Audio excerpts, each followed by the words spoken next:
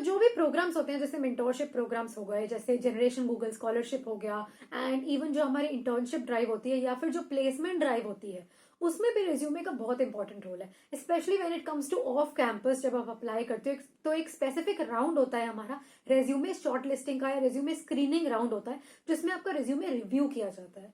तो वहां पे बहुत सारे ऐसे एप्लीकेंट्स होते हैं जिनके रिज्यूमे रिव्यू किए जाते हैं। तो जो हमारा इंटरव्यूअर होता है वो at a glance within 5 to 6 seconds हमारा रिज्यूमे देखता है और वो चेक करता है कि क्या उनके जो रिस्पॉन्सिबिलिटीज हैं या रोल्स हैं या उनकी जो रिक्वायरमेंट्स हैं वो हमारी स्किल से अलाइन हो रही हैं या नहीं हो रही है। और अगर हो रही होती है तो फिर वो आपके प्रोफाइल के साथ आगे जाते हैं, अदरवाइज वो आपके प्रोफाइल के साथ आगे नहीं जाते हैं। तो वो जो 6 सेकेंड्स हैं या वो जो 5 सेकेंड्स हैं वो डिटरमाइन करते हैं कि आपका सिलेक्शन होगा आगे राउंड में या नहीं होगा। तो आज की वीडियो में मैं आपको 5 ऐसी टिप्स बताऊंगी जो कि अगर आप अपने रिज्यूमे में अप्लाई करते हैं तो आपका रिज्यूमे अट्रैक्टिव बन जाएगा, प्रोफेशनल बन जाएगा और वेल ऑर्गेनाइज्ड हो जाएगा। तो इस वीडियो को एंड तक देखिएगा।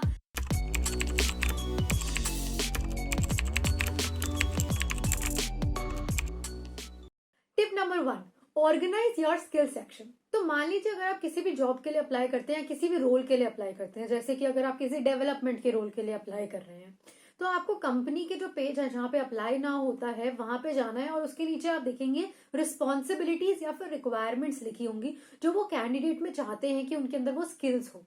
अगर कोई भी ऐसी स्किल है जो आपकी स्किल के साथ मैच कर रही है या कोई भी ऐसी रिक्वायरमेंट है उनकी जो आपकी स्किल के साथ अलाइन कर रही है, तो आपको उसको मेंशन करना है अपने रिज्यूमे में, सो दैट अगर वो आपके रिज्यूमे के स्किल सेक्शन को देखे तो उनको पता चल जाएगा कि हाँ, ये जो रिक्वायरमेंट है जो हमें चाहिए कंपनी में, ये इस कैंडिडेट की स्किल से मैच होती है। टेक्निकल हो या नॉन टेक्निकल हो, आपको दोनों को इंक्लूड करना है। जैसे कि अगर नॉन टेक्निकल में उनका आता है management, they want someone who is good in management skills या फिर लीडरशिप स्किल्स, तो आप उसको अपनी टेक्निकल नॉन टेक्निकल स्किल में इंक्लूड कर सकते हैं। तो उससे आपको काफी एज मिल जाएगा क्योंकि उनको लगेगा कि आपने कंपनी के बारे में रिसर्च की है और आपको पता है कि कंपनी एक कैंडिडेट में क्या ढूंढ रही है। ऑल्सो स्किल सेक्शन में जो भी आप स्किल्स लिखती हैं, जैसे मैंने काफी देखा है कि लोग लिखते हैं Python comma and then development comma, so instead of putting commas put that in bullet form. Okay, that will make your resume more organized. Tip number 2, select your achievements wisely. तो जैसे अगर हम किसी भी एमएनसी में apply करते हैं, जैसे हम गूगल में अप्लाई करते हैं, अमेजोन में अप्लाई करते हैं, तो ये जो ऐसी कंपनीज होती है इनमें मेनली जो फोकस होता है वो डीएसए पे होता है। आपके जो इंटरव्यू राउंड होते हैं उसमें भी मैक्सिमम आपसे डीएसए के क्वेश्चंस ही पूछे जाते हैं। तो जैसे जो भी आप जिन भी प्लेटफॉर्म्स पे आप प्रैक्टिस करते हैं, जैसे लीटकोड हो गया, इंटरव्यूबिट हो गया, कोडशेफ, कोडफोर्सेस, या जो भी प्लेटफॉर्म पे आप प्रैक्टिस करते हैं जो कि शोकेस करे कि हाँ आप कंसिस्टेंट हैं उस प्लेटफॉर्म पे, आप रेगुलर प्रैक्टिस कर रहे हैं, वो आपको मेंशन करना चाहिए अपनी अचीवमेंट्स में। जैसे if you have solved 500 questions और मोर on any of these platforms, so you can write in your achievements that you have solved 500 plus questions on these platforms. And also it is always advisable कि आप links attach कर दें उन platforms के जिन पे आप regularly practice कर रहे हैं, जो कि शोकेस करेगा कि आपकी डीएसए की नॉलेज काफी अच्छी है। अब अगर आप स्टार्टअप के लिए अप्लाई कर रहे हैं तो उसमें जो मेन चीज है वो है डेवलपमेंट। तो उसके लिए आपको अपने प्रोजेक्ट में मेंशन करना है आपकी डेवलपमेंट साइड, ऐसे प्रोजेक्ट्स जो कि आपकी डेवलपमेंट स्किल्स को हाईलाइट करते हैं, ऐसी अचीवमेंट्स अगर आपने ओपन सोर्स में अचीवमेंट्स करी हुई हैं या फिर आप किसी भी चीज में लाइक आपने हैकेथॉन में पार्ट लिया है, ठीक है, तो प्रोजेक्ट से रिलेटेड आपकी जो भी अचीवमेंट्स है आपको वो मेंशन करनी है अगर आप स्टार्टअप के लिए अप्लाई कर रहे हैं। Tip number 3, organise your work experience. तो जो भी आपके वर्क एक्सपीरियंसेस है उनको आपको रिवर्स क्रोनोलॉजिकल ऑर्डर में लिखना है, यानी कि जो आपका सबसे रीसेंट वर्क एक्सपीरियंस है उसको आपको सबसे टॉप पे लिखना है। ऑल्सो जैसे आपने जिस भी ऑर्गेनाइजेशन में काम किया है तो आपको सिर्फ ये नहीं लिखना है कि like for example if you have been a campus ambassador, if you have worked as a campus ambassador, तो आपको ये नहीं लिखना कि आप एक कैंपस एम्बेसडर थे, I have worked as a campus ambassador and so thing.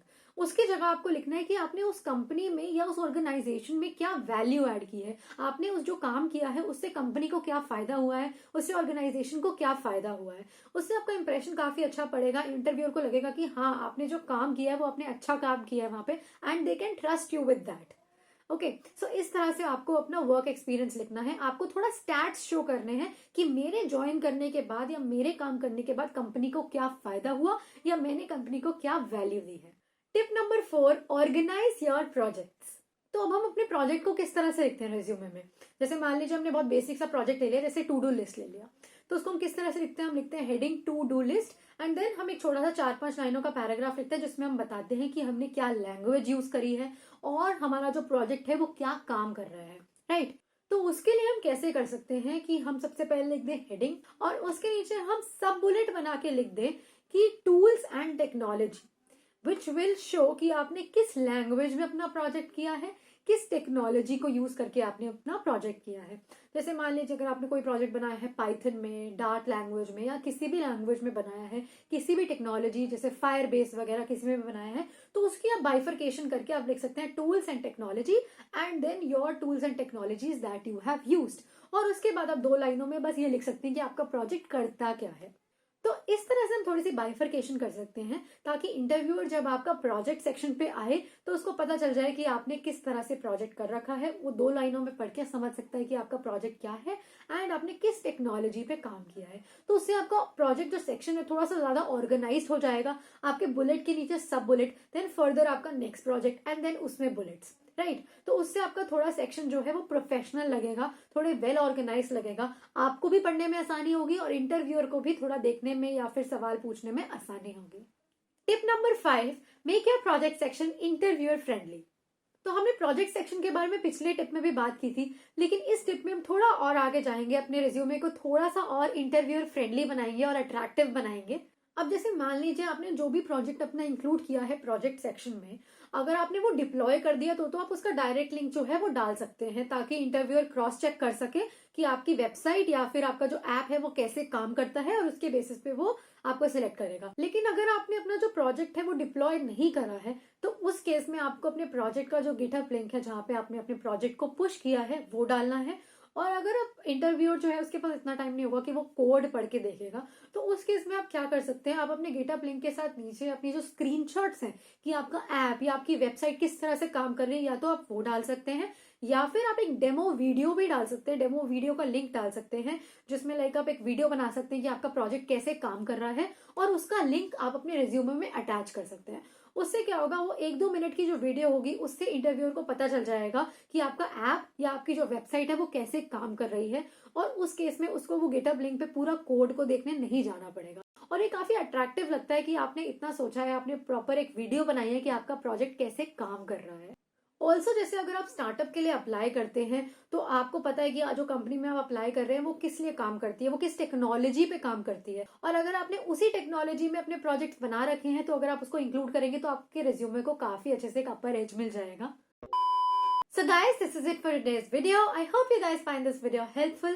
Don't forget to like, share and subscribe to my channel. And if you have any other queries, don't forget to comment down below. And I will be back with another video soon. Till then, bye bye, take care.